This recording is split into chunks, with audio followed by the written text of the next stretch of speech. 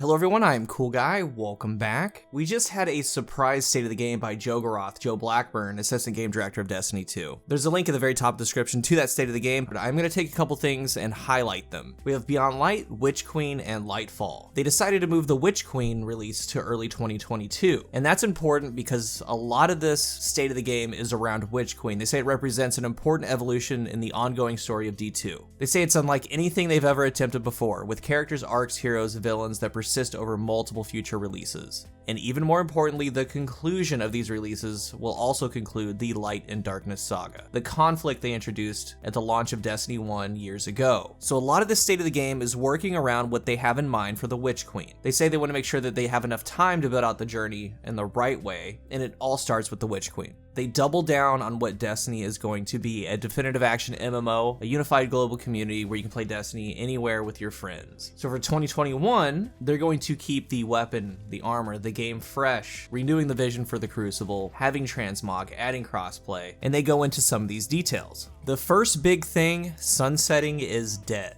In Season 11, they introduced infusion caps. We've been talking about this, it's an ongoing conversation. They say it was designed to keep Destiny's gear fresh from release to release and create a healthy ecosystem for their aspirational content. And while it did help them give a meaningful shift to the meta in Beyond Light and create rewards that were manageable to balance and monitor, but this system, they say, also made their rewards feel like they have an expiration date, which is absolutely true. There's nothing worse than having a Bite of the Fox with snapshot and opening shot, and then for the game to say, hey, you can't use that, you have to get literally the same exact roll with a higher infusion cap. It made zero sense. They've made the decision that any weapon or armor that is currently infused to max power is going to continue to be able to reach max power permanently. Starting in Season 14, they're not going to be capping the infusion on any weapons or armor that have already reached the cap. Trustee, Falling Guillotine, Posterity, the trial stuff, all high stat armor you've earned this year you can take into the raid for the Witch Queen. And this little section right here is like they're coming clean. They say they strongly believe that Destiny needs a method to shift the meta for the most challenging activities, but they don't believe that the infusion caps are going to be the right answer, which is true. That's our gear. We spent a lot of time obtaining that gear. They're taking time this year to research, validate a plan that creates a fresh and balanceable ecosystem for that aspirational content, and one that doesn't make the rewards feel like they have an expiration date. They're not going to be capping any more weapons, gear, and on the reverse end, they say expect to see tuning when it comes to the biggest outliers in the Crucible and PvE. So they give the example of Fellwinter, Warmind cells. I would assume Charged with Light is going to get looked at. So as long as they're building new systems, I'm perfectly okay with this. If you've used Warmind cells in PvE, you know that they're pretty much the standard. And something like Fellwinter, it's literally the only shot package shotgun in the entire game. In higher level PvP, and even in standard Crucible, it makes pretty much all shotguns obsolete, unless you're looking to like push with a slug shotgun or something like that. Maybe a CQC-12, but I think we would all agree that Fellwinter is pound for pound the best. So they're kind of admitting there that for some of these activities, it needs to be on their part, not at the expense of what we've done.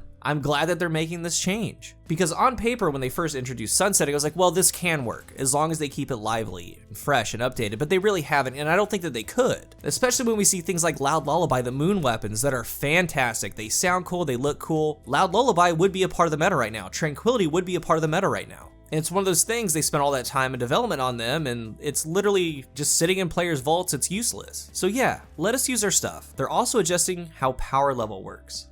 Each season we have to go 50 levels, but starting in Season 14, they're only going to be raising the power cap by 10 for each non-expansion season. So when we reach max power in Season 13 and we go into Season 14, we're going to be directly within the power band for a 10-point swing. This is by far one of the biggest changes to Destiny, because a lot of the time when new content comes out, you can't play it. You usually have to backtrack and play some old content to get to power cap, or farm Gambit or Crucible or Strikes to get blue gear to level up. Like, why? And the biggest thing, and they pointed out, is accessibility. Like my wife, she used to love Destiny, but she doesn't really have the time for it. I know a lot of players are like that. Maybe just a day out of the weekend, or maybe just a couple hours a week during the work week. So this way makes it accessible for all players to jump right into Destiny and start doing some activities. I am perfectly okay with this. I'd like to know what you think. Then he starts talking about the Crucible. And right out of the gate, a huge thing, something we've been advocating for 5+ years, 6 years. And a lot of people say, oh, well, you weren't talking about it in D1. Yes, we were. In Season 15, they are addressing 3 peaking. Emotes are going to be disabled and players are going to be able to pull out any third-person weapon that doesn't have ammo. And I can't tell you how happy I am for that. They talk about trials in a second, but really, getting free information has never been okay in those modes. A lot of the time, especially when you play recovs, what happens is there's 2-minute rounds. There's no reason a trials game should take 20 minutes. There's no reason. It's a shame that you can get to lanes fast with a sniper rifle, or just lanes in general, and then they just literally dance behind a wall like, nope, he beat me there, I'm literally not going to engage him. So if you're a sniper, it's always been bad. And a lot of people say, oh, if they're 3-peeking, just throw a dust field. Like, dude, they're using dust fields too, and it's a lot easier to use a dust field when you have a sword out. In an ideal world, it would be about a minute 20 rounds, minute rounds, everybody goes in, the games are kind of fast, think quick on your feet, get the rounds over, have a good match. This is by far one of my favorite changes. They finally did it.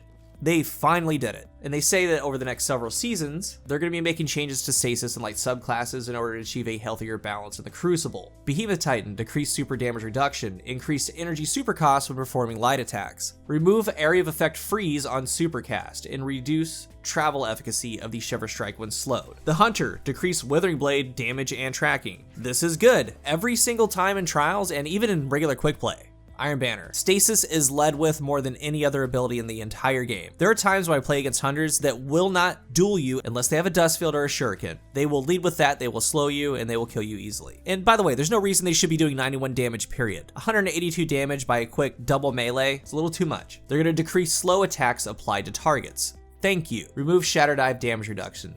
Thank you. Shadebinder Warlock. They fix a bug where Icefire Bolts wouldn't track immediately on creation, and then fix a bug where the super projectiles weren't tracking until a certain distance was traveled. And they're also going to decrease shatter damage. I'm perfectly okay with this. Season 15, they're also looking at universal adjustments to stasis by incoming damage reduction when frozen to provide more survivability for the victim, which is good. Even in Call of Duty, when you get stunned or flashbanged, you can still fight back and you can still get kills with those effects on you. When you're frozen, you can't do anything. They're also going to be bringing up light subclasses, buffing them, and release a set of targeted buffs to the most underutilized specializations. They want stasis to be great in PvE and bring its representation in the Crucible more in line with the light-based subclasses.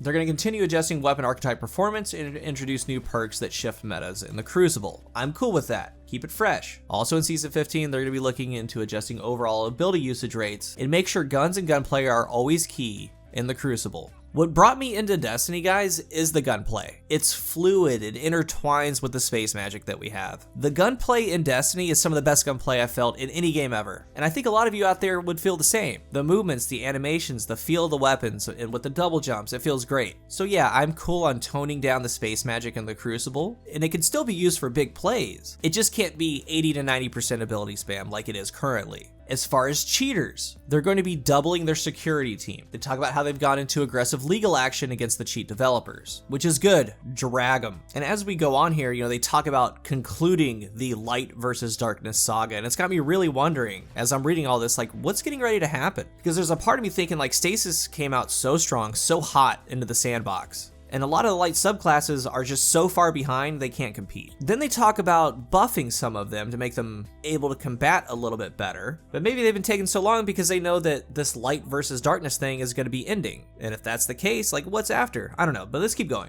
Beyond gameplay balance and security, they want to adjust the structures of the most aspirational PvP modes in order to make it a better experience for all players. The first thing, they're targeting an overhaul to Trials of Osiris, the reward structure, the matchmaking. It's going to be released before the end of the year, and with this update, they want to improve the overall health of the Trials matchmaking pool by incentivizing a wider audience to engage and just overall better defining separation of skill tiers. And when I hear that, I think like bronze, diamond, platinum, master, grandmaster, whatever it is. If that's the case, if it's like a ranked mode in Trials, I'm cool with that. They could also do it by cards. Maybe they could do it to where if you go flawless, you're in a new matchmaking pool at that point. And all of this I'm cool with. They want to rebuild the Trials reward structure so it encourages more players to stick to the active cards. Because a lot of people will get a loss within the first couple and they'll just reset the card. Meaning that the first games of Trials has a high chance of being incredibly challenging. We want to build a reward system that continually pushes higher skill players to want to progress through the deeper parts of the card even if they have a loss.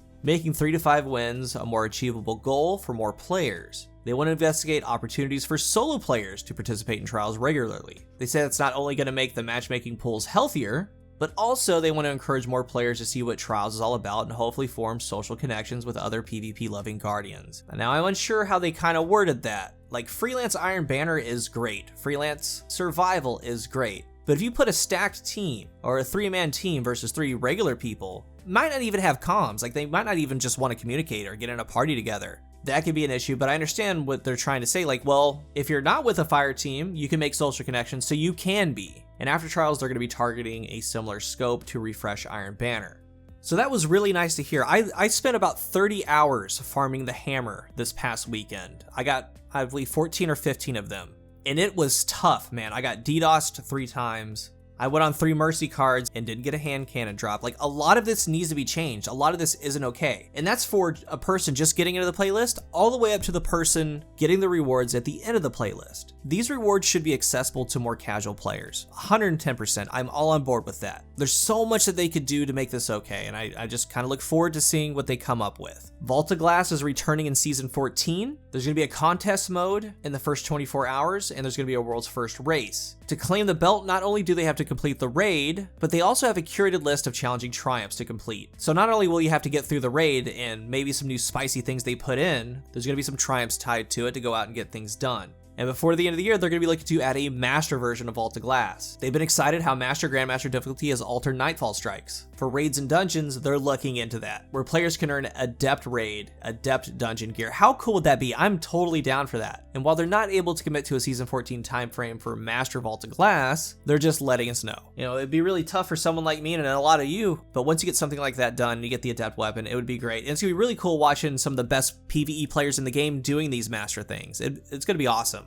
801's coming back to the tower for Transmog. It's going to allow players to take any armor that they have in their collection and turn it into a universal ornament. And they've also answered some big things about crossplay. Season 15, it's coming. You're going to be able to play with your friends no matter what platform you call home, and they're not going to be matching console versus PC players together unless the PC players specifically invite the console friends to come and play. But this means PlayStation and Xbox getting together, and of course PC thrown in the mix if they want to do that. That's going to help the overall health of the game so much, from LFG everywhere. They say that Ikora Raid is going to play a big role within the Witch Queen, and in Season 15, they're going to introduce the first round of Legendary Stasis, Energy, and Power weapons, and I'm cool with that. I want to see how Elemental Capacitor on those works. And since they're specific to Stasis, I wouldn't be surprised if, like, after getting a final blow with a Legendary Stasis weapon, it leaves like one of those Harvest Crystals. There's a lot of things that they could do with that. I'm excited to see it. Phase 2 of Gilded Titles is going to be rolling out in Season 14, and when players gild a title, it's also going to display how many times they've been gilded in the past. There's a lot to take in with this. They have big plans for Destiny, and a lot of these things, as far as sunsetting and trials and 3-peaking